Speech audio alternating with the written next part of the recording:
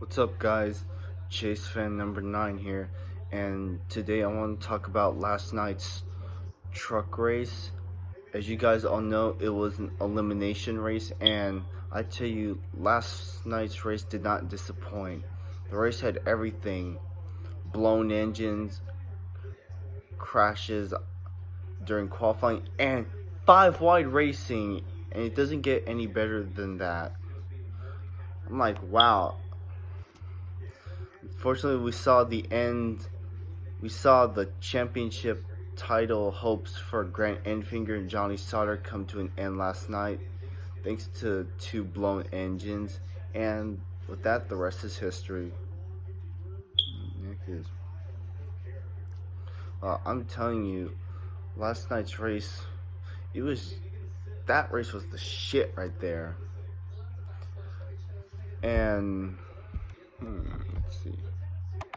Yeah, there was some interesting stuff that happened.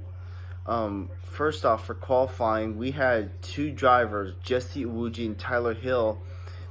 They showed us how their crashes yesterday showed just how slick the track is. I'm like, oh my goodness. And Jesse Iwuji, his crash was scary, but it was nice to see him. Climb out of the car okay, because I tell you, that was one scary wreck. But anyways, we get on to the race, and we didn't even get started, and John Hunter Nemechek's already out of the race with fuel pressure. I was thinking it was just going to be a simple fix, but never mind. Anyways, rookie Christian Eckes was on the pole. Like that kid. Christian Eckes is a future talent. Doesn't cause any problems for anybody, I guess. And I think he'll be a very highly anticipated driver when it comes to NASCAR. But anyways,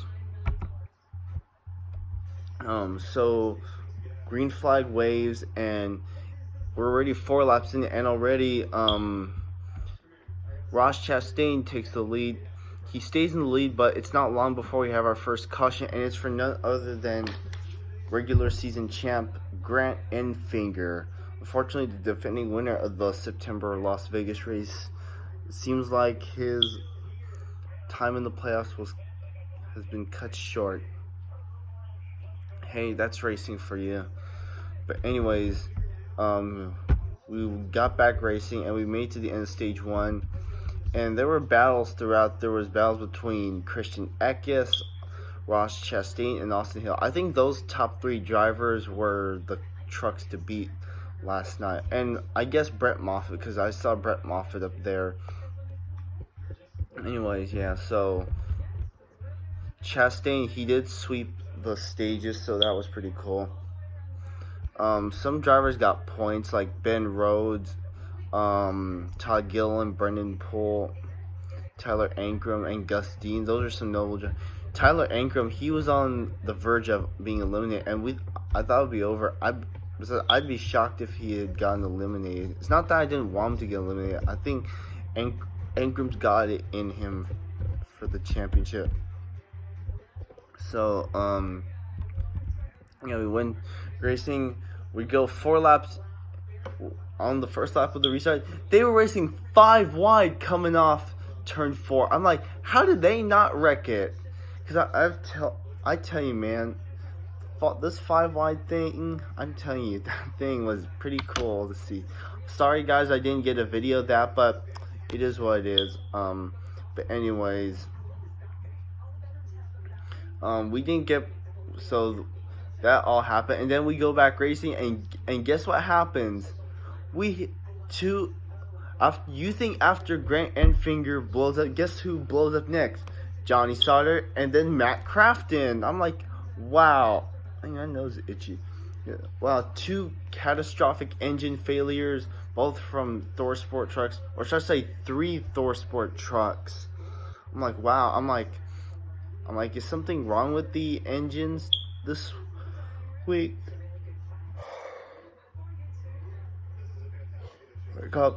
Took a nap a while ago, even though I already got up, but hey, but anyway, yeah, I'm like, what was up with the engine failures on the Thor Sport truck? The only one that didn't suffer one was, of course, Ben Rhodes. But Ben Rhodes, he had a good night. He finished 8th. Okay, so Ben Rhodes finished 8th. So Ben Rhodes was the only non-Thor sport truck to not have an engine problem. So yeah, good job Ben Rhodes for avoiding trouble. But anyway, we went back racing and made the in-stage shoot. Chastain swept the stage. Yeah. Yeah, it was a constant battle between Austin Hill, Brett Moffitt, and Ross Chest. I'm telling you, they were switching the lead back and forth. I'm like, I know who is gonna win this race now, because they were everyone was all over. And also, from what I've seen in the past, some of the wrecks I've seen at Las Vegas in the truck race, they've been pretty crazy. I tell you that. Then we went back racing. So we kicked off stage 3, and next thing you know, Johnny Sutter, who had gone back from the garage with repairs, he unfortunately blew up again, and the rest is history. So there were some other drivers that had issues. Stuart Friesen had like a fuel thing with his car and with his truck, and I gotta give credit to the Hallmark Friesen guys, or the GMS guys, I should say, for getting that truck fixed. I'm like I tell you, those guys, they had some, and I thought Stuart Friesen's championship run was going to end. I'll be surprised if Friesen makes it into the championship 4. And also, Natalie Decker, she was in the race, and this time she got a DNF, but thankfully she didn't wreck. So at least I have to give her credit for not wrecking it. And also, I live in California, for those who may know. One of my local teams, Bill McAnally, was in the race. Derek Kraus. Fortunately, their night came to an end on lap 77 with transmission issues, but it was nice to see them in the race while it lasted. But this is not the last we've seen of them. They'll be back, and you can't deny it.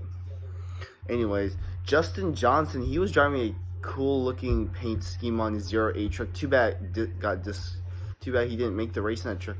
But at least he got to drive the 34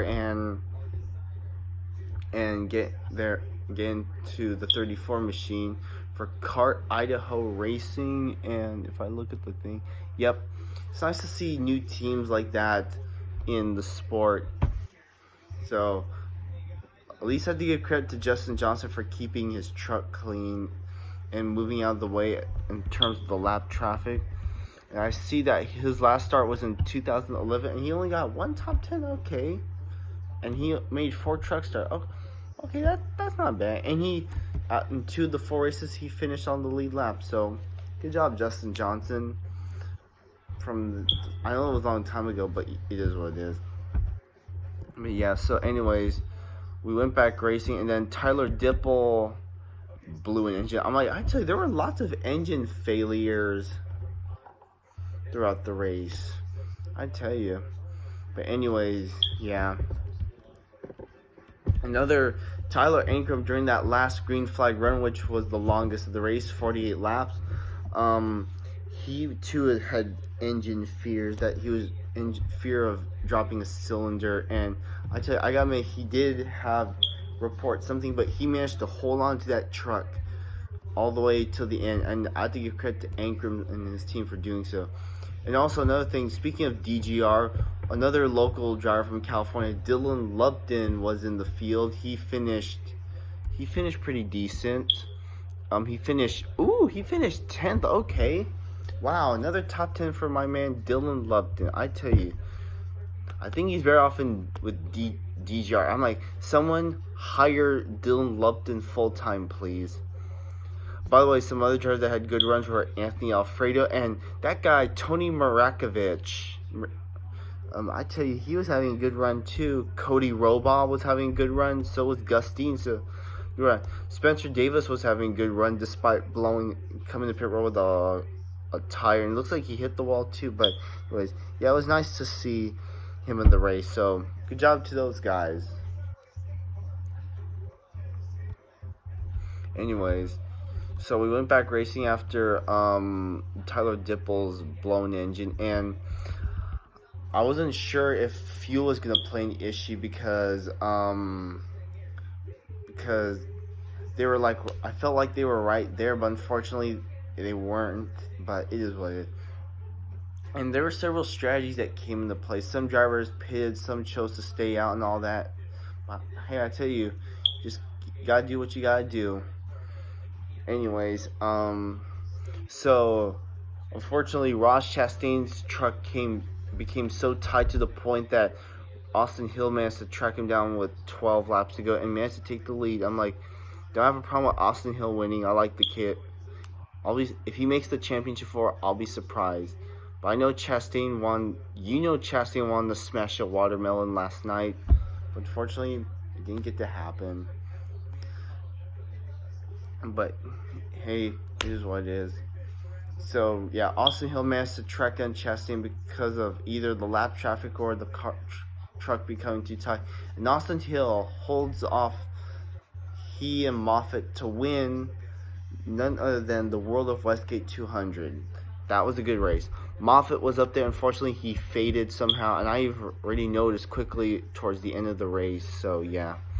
So Austin Hill wins, Ross Chastain second, Christian Eckes a career best third, I think. So good job. Sheldon Creed fourth. Todd Gilliland had a good night tonight. He finished fifth, so good job, Todd. Brendan Poole sixth, Brett Moffitt seventh, Ben Rhodes eighth, Harrison Burton ninth, and Dylan Lupton 10th. So the drivers that are locked in are Hill, Chastain, Moffitt, Ankrum, Friesen, and